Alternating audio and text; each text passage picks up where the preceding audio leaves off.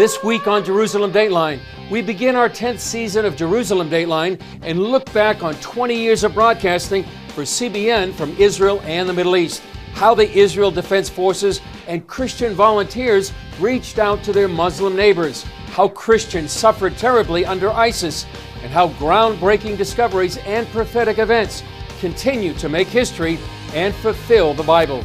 All this and more this week on Jerusalem Dateline.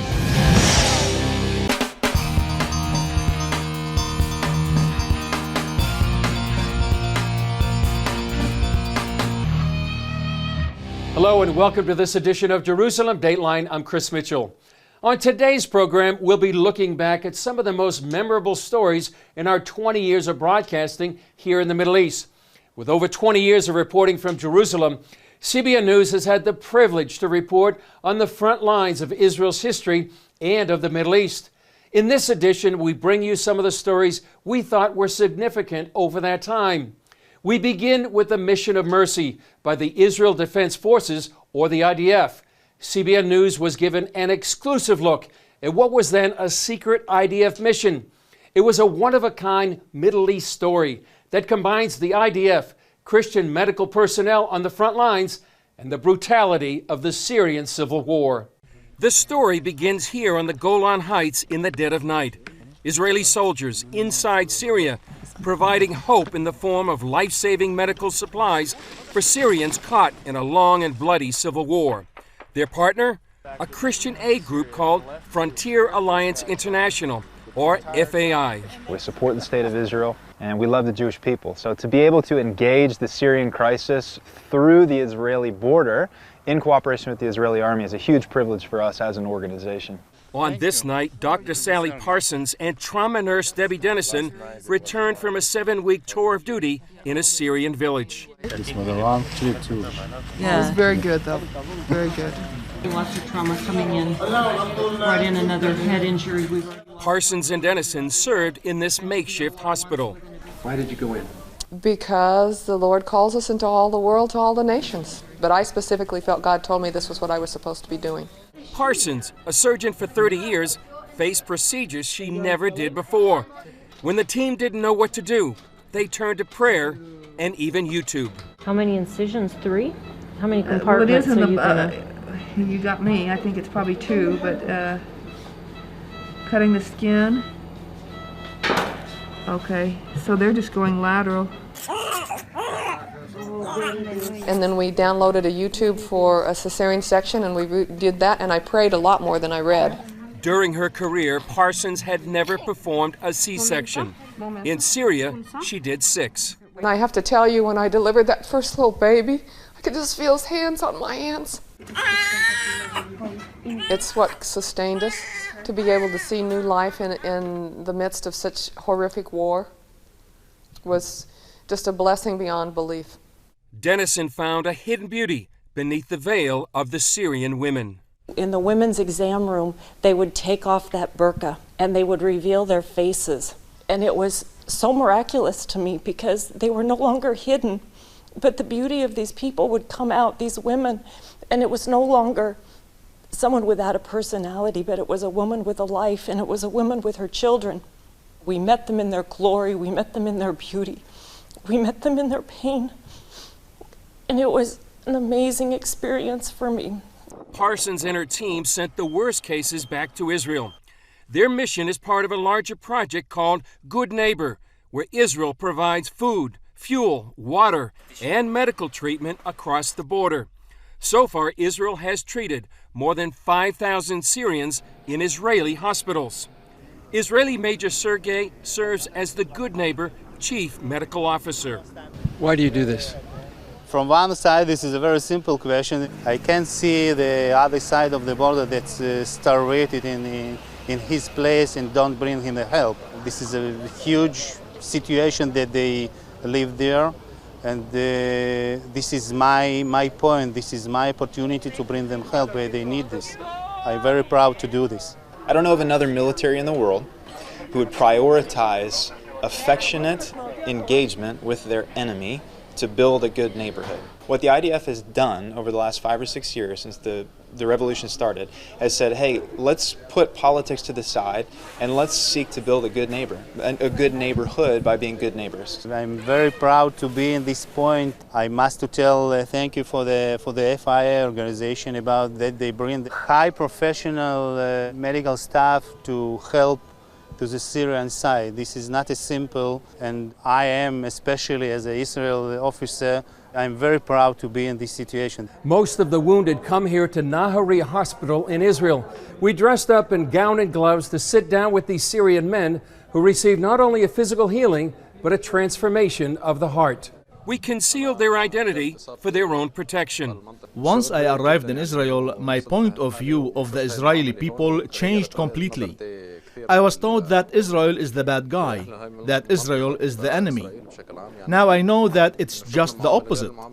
I thank God I arrived in Israel in time, because if I had not come here, I wouldn't be alive. The team changed the Syrians' view about Christians. Before, I thought that Christians were bad people, but I found out that they are good people, and they helped me. During the mission, they faced barrel bombs like this one and took shelter some 60 times. They even faced this Russian MiG.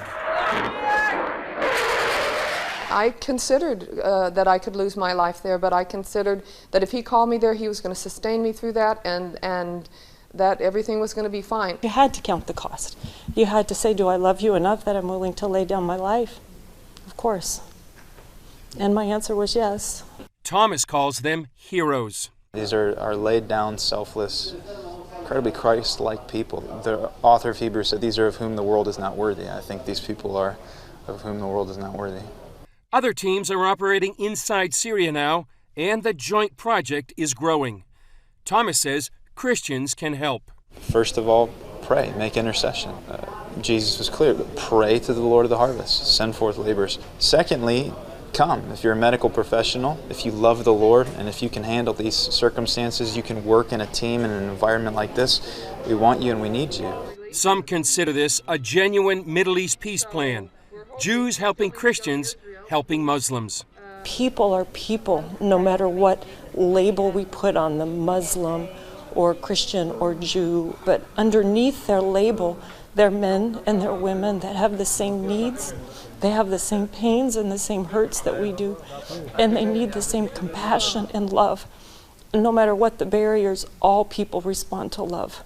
And we were, as Christians, going into a community, they didn't know us, they have a historic animosity towards Christian, but all it took was an expression of love, and we were welcomed with open arms. Up next, a look at the plight of Christians in the Middle East during the reign of terror by the Islamic State.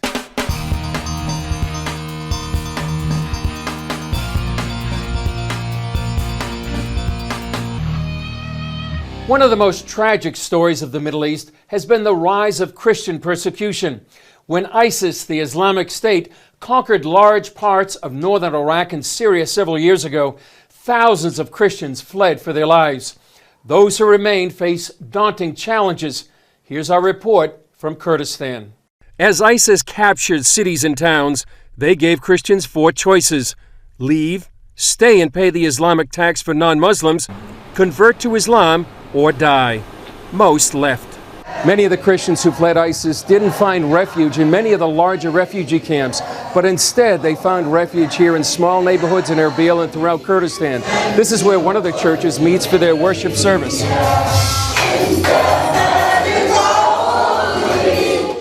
They come from Mosul, ancient Nineveh, and the Christian town of Karakosh.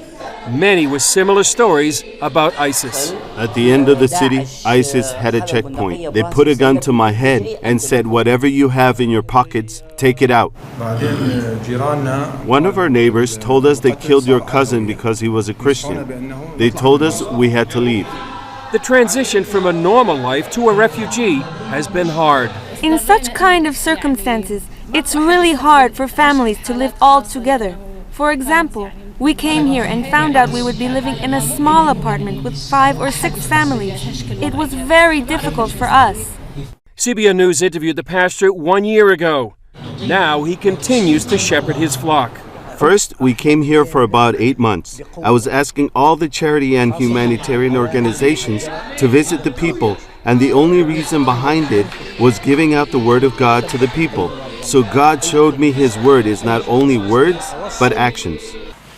Even when the electricity goes out, a common occurrence in Erbil, the service goes on. Like Christians around the world, they gratefully celebrate communion. God has moved us and saved us from Karakosh to here. That means He was faithful to us. But right now, we need a faithful heart. So please pray for us to have a faithful heart. I'm really proud of the Christians because the Christians, they left everything behind and they followed Christ. Most ask for prayer. The Christians of Iraq, they need the other parts of the world to pray for them because they're really in need spiritually, physically, and emotionally. They really need to pray for us to live in peace and experience the peace of Jesus. Miriam, the 10-year-old girl seen by thousands on the internet for forgiving ISIS, came to the service, still sharing her childlike faith. Whatever situation we are in, it is because God allowed it. We don't know how to deal with this life unless we have Jesus with us. Coming up, a look at the road called the Biblical Superhighway and where Jesus would have walked.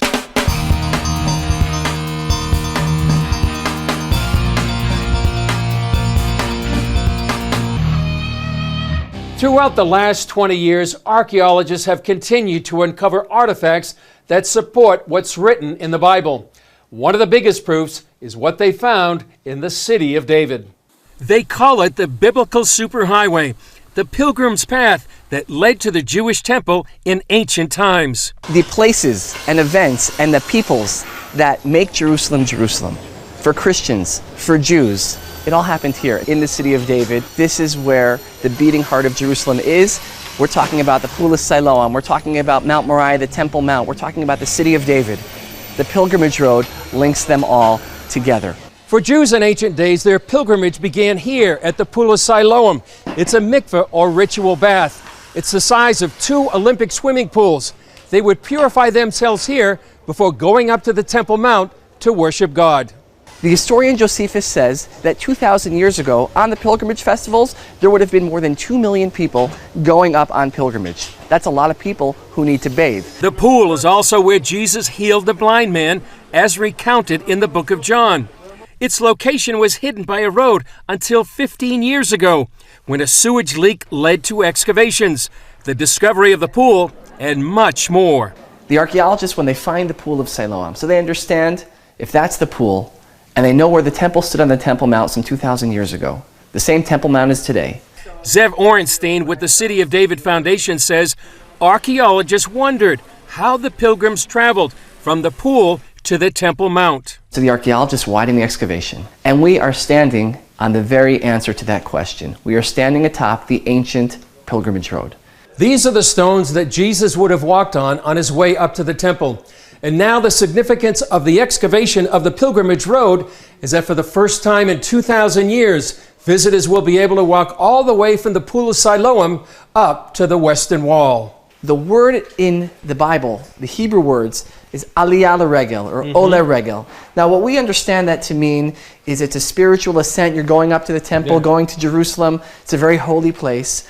But Chris, when you're in the place where the Bible happened, the words of the Bible come to life. Because as we're walking right now, and I'm sure you could feel it, we're walking uphill. And it was more than that. This would have been like Times Square. You would have had on both sides of the road, and keep in mind, the road is about 3, 4, 5 times wider than what we see over here. You would have had shops, stalls along both sides of the road. This is the center of Jerusalem from a spiritual perspective, from a communal perspective, also from a commerce perspective. According to the Israel Antiquities Authority, the road took 10 years to build, from 20 to 30 AD, and was constructed by Pontius Pilate. One of the major issues of Jerusalem is that it's a living city.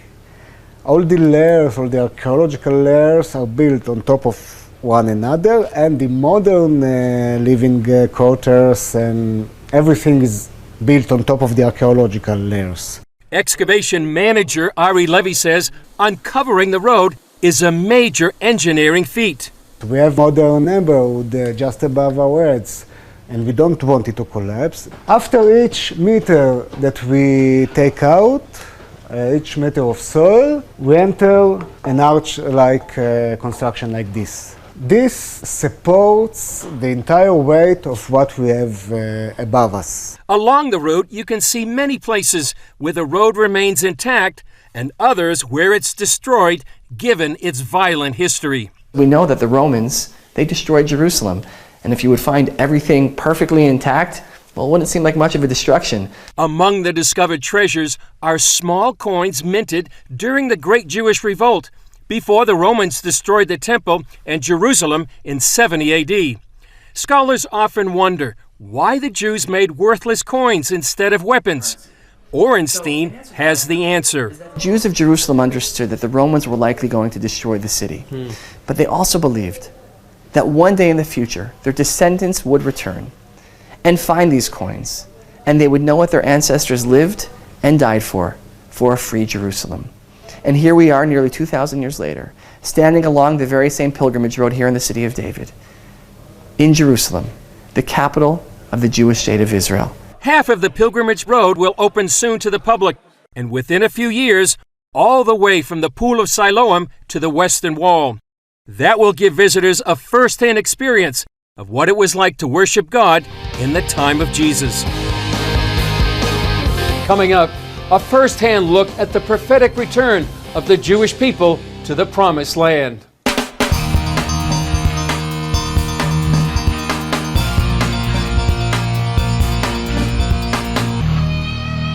In Hebrew, it's called Aliyah, the Jewish people returning to the Promised Land.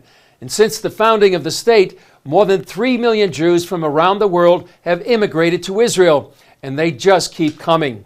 We traveled from Israel to Ukraine for a close-up look at this prophetic story in action. In the early morning, 130 Ukrainian Jews landed in Tel Aviv to begin a new life. Many see the moment when these new immigrants step onto the tarmac here at Ben Gurion Airport as the time when the words of the Bible written thousands of years ago come to life. There has never been a people who have been exiled for so long who then return to their homeland, return to their language. And so there's the prophetic reality of this that's so huge that each one of these people, Isaiah saw, Jeremiah saw, they saw them, they saw this happening, and now we are here to witness it. We are here to be part of it. Their flight marked the one-year passing of Yael Eckstein's father, Rabbi Yechiel Eckstein, the founder of the International Fellowship of Christians and Jews, now simply called the Fellowship. He always felt a calling, that it wasn't him, but God working through him to unite Christians and Jews, to bring biblical prophecy to fruition. Although their trip ended in Tel Aviv, the life-changing journey began more than 1,000 miles and a number of choices away. We wanted to find out why they made their decision. We know that Israel is the best place because we have also our relatives there, friends. Israel has many advantages. It's much safer. You just can go out at midnight and feel perfectly safe. Some saw opportunity, like 53-year-old Eugene. I know in Israel I have a future. I have job, I have pay. For some, it was a matter of faith. It's decision not only mine, it's decision of God. It's decision for my family. The fellowship helped smooth the way by providing documentation, logistics, and finances to bridge the gap from their lives in Ukraine to a new start in Israel. This orientation helped provide the information about their next step. Benjamin Haddad is director of Aliyah for the fellowship. We want to get higher the joy and the hope and get less the afraid. But there is all the time this moment together in the hearts of the people, the fighting from the future, from the unknown, and the big hope and the happiness about new beginning, a new country, and a new future that is waiting for them. Each person's belongings get a number, and they're permitted 70 kilos or just over 150 pounds to start their new life. With last-minute instructions and documents in hand, some headed back to their apartments for a last-minute goodbye. It's about 11 o'clock here in Kiev, just outside the Kavalenko apartment. They're loading their last belongings, and in a few hours they'll be on their way to Tel Aviv, but they haven't told most of their neighbors. Only one neighbor from this home knows about my departure. Only one neighbor? Only one neighbor. And because you don't want the other ones to know. But why? Why don't you want them to know? Because people didn't like me, didn't want that me and my family will be happy. Because you're Jewish? Yes. The hardest part was leaving her best friend. After they finished loading their luggage, a last hug and goodbye to their best friends. The family then headed to Kiev International Airport for a few more hours of waiting before boarding their plane. It's about a 3-hour flight from Kiev to Tel Aviv. But for most of the new immigrants on this plane, this flight will be the biggest step of their lives. A safe landing on a new land. Now I appear in my real motherland. I returned with my children and my husband, and now I'm so happy, so proud. The most important thing in my life. With threats to the Jewish people rising worldwide, Eckstein believes it's time for the Jews of the world to come home. The fellowship typically brings 5,000 Jews to Israel each year. Sometimes I think that the reason why Isaiah said that the Jewish people would come home to Israel in the end of days is because he knew that anti-Semitism would once again raise its ugly head, and if they didn't come home to Israel, the only country where there's a Jewish government, where there's a Jewish army whose only concern is protecting the Jewish people, unlike anywhere in the entire world, that there wouldn't be any Jewish people left in the world because of all the anti-Semitism. And so I look at this as you never know when the borders are going to close. You never know when it's going to be too late. And so the fellowship, as soon as we have the opportunity to bring a Jewish person home, we do it immediately. It's amazing to see prophecy unfold up close and personal. Well, that's a look back at some of the important stories we've covered over the years. The bravery of Christian volunteers, the compassion of the IDF, the tragic story of Christian persecution, and the groundbreaking archaeological stories. We'll be showing more stories in the future, but for now, that's all for this edition of Jerusalem Dateline. Thanks for joining us. And remember, you can follow us on Facebook, Twitter, Instagram, and YouTube. I'm Chris Mitchell. We'll see you next time.